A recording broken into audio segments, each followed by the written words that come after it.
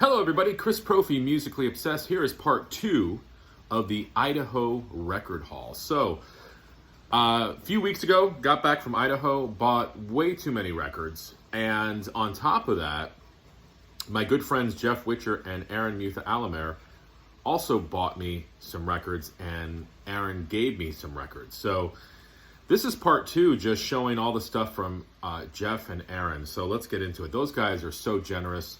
I want to thank Aaron again for having us out there. It was such a great trip. I loved seeing him in person and experiencing Tipsy Tuesday in person. I loved hanging out with Jeff. He and I got to share a hotel room, so it was almost like we were like dorm buddies, and it was so much fun. And Aaron, thank you so much again for shipping all this back to me. He shipped it from Idaho to New York for me, so thank you, Aaron. Okay, so let's get into it. First, a 45 of Violent Pacification by DRI. Just love DRI, and this is just such a killer song. Love that cover artwork too. My first Sting record, The Dream of the Blue Turtles. Now, as I was listening to this, I'm like, oh yeah, I know that song, I know that song, I know that song. Such a great record. I almost kind of like this more than some of the stuff by the Police. I mean, call me crazy, but this is just a killer record. Finally got this in the collection. Seventh son of a seventh son. Seventh son of a seventh son. Seventh son of a seventh son. One of my favorite Maiden albums. And, every song on here is just killer. The title track alone is worth the price of admission.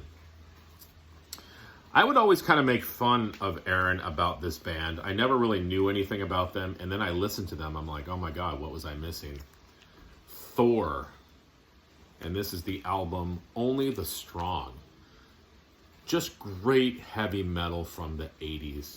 And look at them in the back. Thor's the guy in the front, looking like he's going to kick your ass. Just a great band, great album. I'm going to need to get more of their stuff.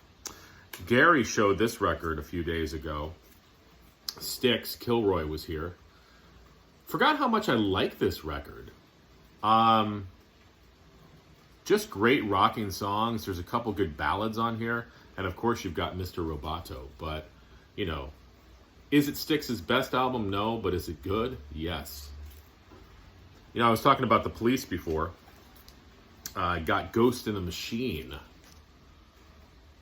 And I had asked Jeff, what's the significance of this? He said it's the 3 members on there. So, pretty cool. Sort of like almost like a digital clock version of their faces. Really good record.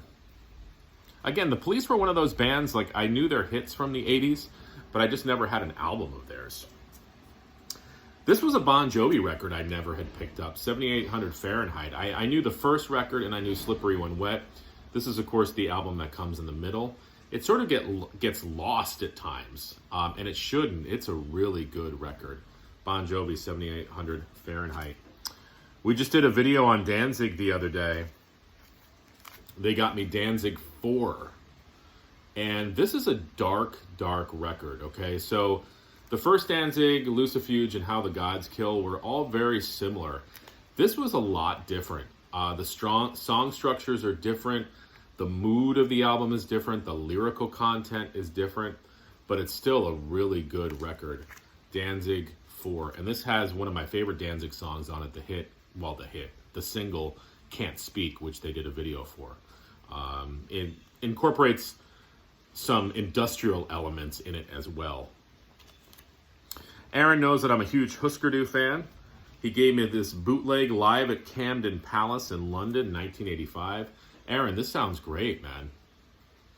You could tell it's a bootleg, but the sound quality is really good, and they just rip through so many songs on here. Books About UFOs, Diane, Celebrated Summer, Reoccurring Dreams, New Day Rising, Everything Falls Apart, I Apologize, Folklore, just banging through a bunch of songs. This is a band that I'm starting to really, really like because of Aaron. Queens of the Stone Age. And this is their album, Songs for the Deaf. Just a killer record. I never really knew too much about Queens of the Stone Age. but I'm glad I do now because these guys are really, really good. I'm a huge Rat fan, and got their album Detonator. So this is one of their later records, but it's still so good. Shame, Shame, Shame is on here. Lovin' You's a Dirty Job, and the ballad One Step Away. Heads I Win, Tails You Lose. You got Stephen Pearcy's just sleazy vocals all over the record. How about this classic? Queen, Greatest Hits. I surprisingly did not have any Queen on vinyl, so now I've got their greatest hits. And this has everything on it. You guys know Queen, you know these songs. Don't really even need to talk about this record.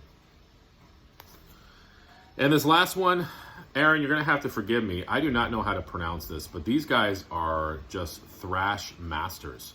It's spelled, is that a Z or an S? If it's S-E-A-X, it's Styx. If it's a Z, Z-E-A-X, maybe Zeeks. I don't know. Maybe there's a silent X in there. I have no idea. Aaron, how do you pronounce this band? Look at that. Well, whatever the pronunciation is, this is a great record. It's thrash, but not just thrash. I get like a new wave of British heavy metal vibe from this record as well. Really good stuff. So someone please tell me how to pronounce the band name. And there you go. I mean, talk about a haul. So Aaron and Jeff, thank you again. You guys are just too kind, too generous. I'm so proud to call you my friends. Aaron, thank you again for having us in your home. It was so much fun. I hope we can get to do it again soon. And again, thank you for shipping all these records to me. I really, really appreciate it. Everybody, have a great day. JC, adios.